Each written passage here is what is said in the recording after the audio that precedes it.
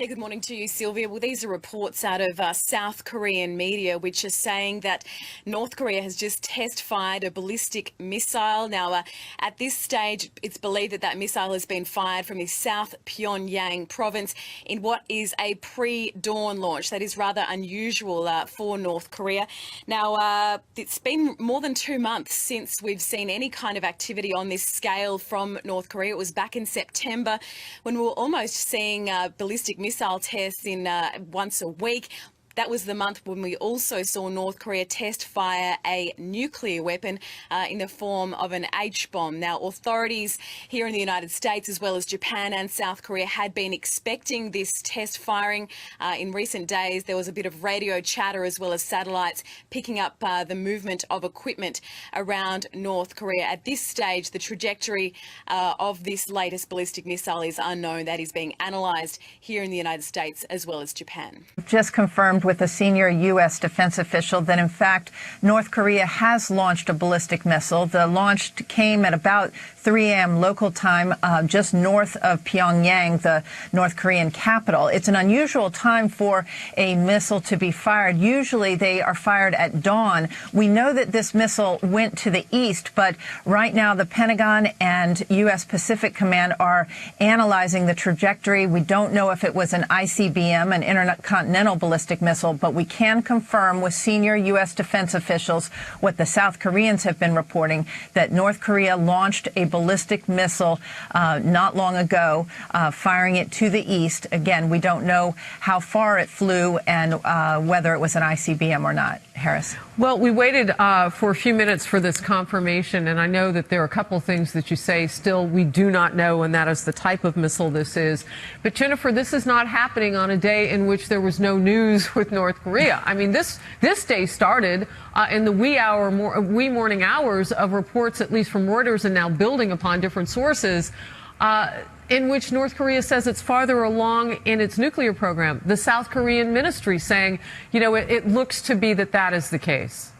Absolutely. In fact, the reports came from the South Korean reunification minister saying that within a year, North Korea would have completed its nuclear program. Remember, North Korea already has about 20 nukes. So it's not that they don't already have nuclear capability, but this is a new report from South Korea suggesting that within a year, the latest intelligence suggests that North Korea's nuclear program would be complete. This is obviously a worrisome time. There is a White House meeting slated. Defense Secretary Jim Mattis is supposed to be over at the White House this afternoon. That meeting was to be discussing budget issues. The president had invited him to sit in on that meeting with congressional leaders. It is clear now that they will have to address this latest provocation from Pyongyang. All right. One of the new details that you brought us, and I'm asking our panel to sit by here. We have a gentleman with us today who worked for Senator Mitch McConnell, and no doubt this will come up on Capitol Hill now, so I'm going to ask you guys to stand by and get to this. I want to talk with you, though, Jennifer, about the timing. This happened in the middle of the day for Americans, so if they're trying to get our attention or the world's attention, it's not the overnight. And you mentioned the timing. Talk to me about it. Well, it's interesting. Often what we have noticed is that Pyongyang will fire, particularly if it's an ICBM, at about 6 a.m. local time, Korean time. That ends up being about 6 p.m. here. We're 12 hours ahead on the East Coast of the United States. Again, it's hard to get into the mind of the leader of the North Korean regime. It's not clear at this point whether this was an ICBM, but certainly this ballistic missile, the first, as you mentioned, that has been fired since September 15th, it has gotten the attention of the U.S. military, and certainly the president will be briefed as soon as there is more information about how far this ballistic missile flew, whether it threatened any of the allies in the region. Media that North Korea has launched a ballistic missile. Will Ripley is joining us from Seoul, South Korea right now. Will's been to North Korea more than a dozen times. Will, tell us what South Korean media is now reporting. Yeah, this is a reliable source here, Wolf. This is the Yonhap News Agency, which is often our first line of information when we hear about these North Korean missile launches. And they are saying the ballistic missile has been launched from somewhere in North Korea. But that is all that we know right now. There are obviously lots of questions about the trajectory of this missile. North Korea has waited more than 2 months since their last missile test back in mid-September. You'll recall that missile, the intermediate range Hwasong 12, was fired up over the northern Japanese island of Hokkaido. September was a busy month for the North Koreans. 2 major missile launches and a nuclear test happened all within the span of a month. But then there has been silence from Pyongyang. But in the past couple of days, we have been getting indications, sources in the United States and South Korea, as well as Japan, saying that they have been observing preparations and hearing radio chatter that there could be a ballistic missile launch imminent in the coming days. And it's the middle of the night here, Wolf. Normally, North Korea does these things around dawn. However, it's 3:43 in the morning here in Seoul, which would mean that it is 3:15, just about 3:15 a.m. in Pyongyang. We don't know where this North Korean missile was launched from. And again, we don't know, was it headed over Japan? Did they fire it in a different trajectory? North Korea has been saying that they would fire a missile on a southerly trajectory toward the U.S. territory of Guam. We don't even know if the missile is still in the air right now. And this is the way that it goes when we get these reports. But we do know that North Korea has been preparing for a major test. And in fact, with each passing day of silence, there has been growing concern about what exactly they're going to do. In fact, there was a press conference just here in Seoul within the last maybe 6-7 hours or so, where the unification minister, Cho Myong-kyun, said that they believe North Korea could be finalizing its nuclear program by next year, which backs up CNN reporting from over the summer, where we said that North Korea could have a reliable, nuclear-capable intercontinental ballistic missile ready by early 2018. That could be a matter of weeks away from right now, Wolf.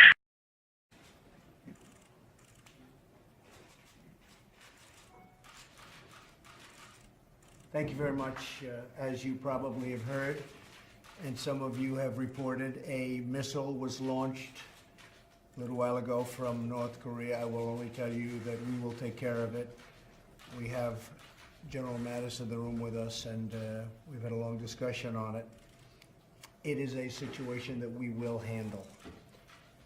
With that being said, Chuck Schumer and Nancy Pelosi did not show up for our meeting today. I'm not really that surprised. We have a lot of differences. They're weak on crime. They're weak on illegal immigration. They want the illegal folks to come pouring into our border, and a lot of problems are being caused, although we've stopped it to a large extent, as much as you can without the wall, which we're going to get. They, before this meeting and before this missile launch, they've been weak on military in terms of spending. They're very hard to get for military. They want it for a lot of other things, but the military is always secondary to them. The military, to me, is number one. We won't be here without our powerful military, and we're building it up stronger, bigger, better than ever before, and General Mattis can testify to that. And the other thing, they want tax increases, and we want major tax decreases. So they decided not to show up. They've been all talk, and they've been no action, and now it's even worse. Now it's not even talk. So they're not showing up for the meeting. I will say this, in light of the missile launch, probably they'll be here fairly quickly, or at least discussions will start taking place fairly quickly. I think that we're in a very good position in terms of the meeting we just had over at the Capitol with the Republican senators. It was outstanding. I think we have tremendous support. I was just informed by Mitch that we had a unanimous vote from the Republican side, at least. We had a unanimous vote on the tax bill, and it goes now the next step, and I think we're going to get it passed. I think it's going to pass, and it's going to be very popular. It's going to have lots of adjustments before it ends, but the end result would be a very, very massive, the largest in the history of our country, tax cut, and lots of good things are going to happen, including the bringing back to our country of, it probably will end up being over $4 trillion, money offshore that's stagnant, that companies, and they're just not able to bring it back. So I think it's going to be a number over $4 trillion. Corporate will be able to compete now against the world. If you look at China, if you look at so many other countries, you look at many of the countries, China's at 15% they're lower than us. We're getting it down to a level that is either going to be lower or right in the ballpark so that we can compete much better with our companies, our great, great companies. And that means jobs, and it means lots of other things. I'm very happy to see that the consumer confidence level is just about the highest it's ever been. In fact, I don't want to make any mistakes in front of the press because you'll get me on it, but to the best of my knowledge, it's the highest it's ever been. Consumer confidence has been setting records. They have confidence in the people leading their country. And I will say that I think it's going to go better and better, and I do believe that this vote on taxes, which are really tax cuts and reform, is going to be very, very important. So we had a good day today. We had a phenomenal meeting with the Republican senators. We had, it was very special, that meeting. In many respects, I wish you could have been inside that room. It was very, very special. The camaraderie. It was somewhat of a love fest. They want to see it happen. They want to see it happen, not only for the Republican Party. I think much more importantly, they want to see it happen for the country, because they know how important it is for us to compete and win. And with that, maybe we'll start with Paul Ryan to say a few words about where we stand with different things, and then I'll ask Mitch McConnell. Okay, I'll just briefly say I think it's regrettable that our Democratic colleagues in leadership chose not to join us today. For a bill to become a law, Congress has to pass a bill and the President signs a bill. That means Congress and the White House always negotiate legislation. We have important work to do. We have big deadlines to meet. We have a military in need of our support, and that work needs to happen now. And I just think it's very regrettable that our Democratic colleagues in leadership chose to not participate, because we have to negotiate these bills to get this work done for the people we represent, and especially to help our military with these difficult situations we have. And I just hope that our friends in leadership on the other side of the aisle will choose to participate so we can get the people's work done. Thank you. Mr. President, I would just add, I've been in this position under a couple of previous presidents. I can't recall ever turning down an opportunity to go down to the White House. As the Speaker mentioned, only one person in America can sign a bill into law, and that's the President of the United States. You cannot negotiate the year-end, the omnibus spending bill without the person who signs the bill in the room. So I think the Democratic leaders in the House and Senate need to understand the way the government works. And the administration has to be a part of the ultimate negotiation over what the spending level is going to be for the next year. Well, we are very far apart because our views on crime and our views on immigration and the military, so many are different. But a lot of things have happened even over the last 2 hours with respect to the missile launch. We want our military funded, and we want it funded now. It's going to be bigger, better, stronger, it already is, than ever before.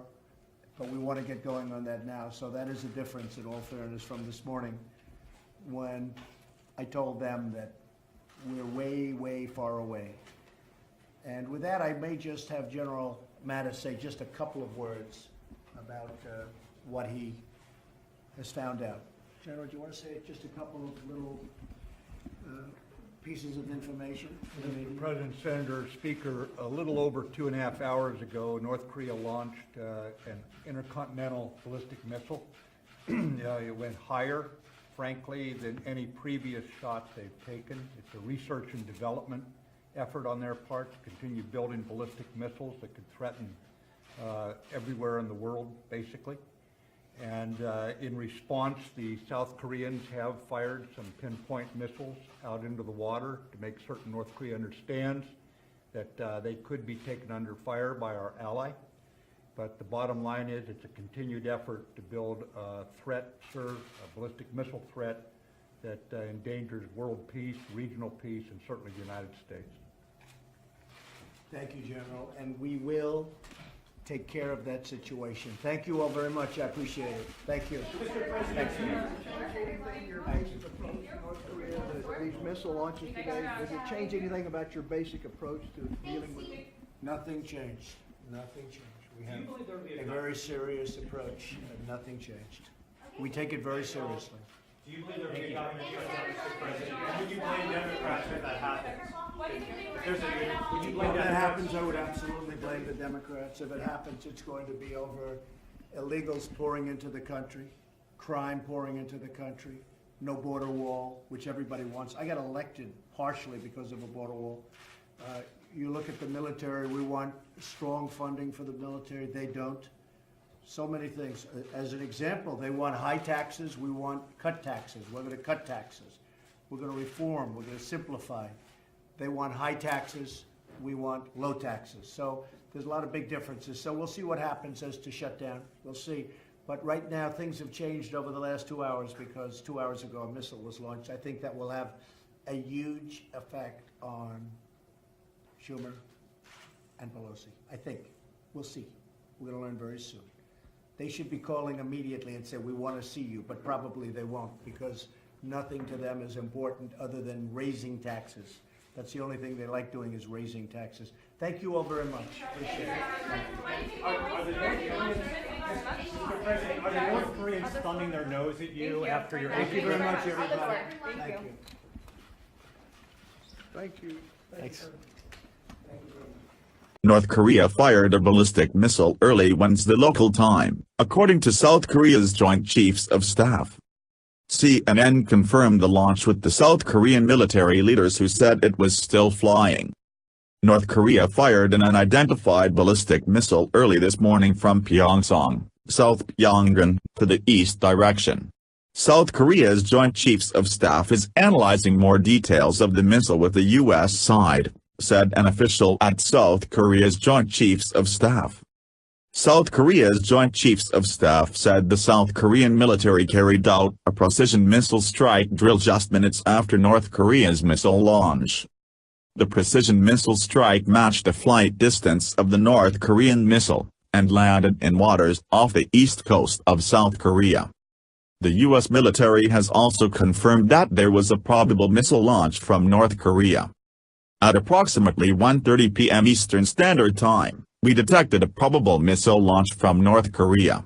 We are in the process of assessing the situation and will provide additional details when available, said Pentagon spokesperson Colonel Rob Manning.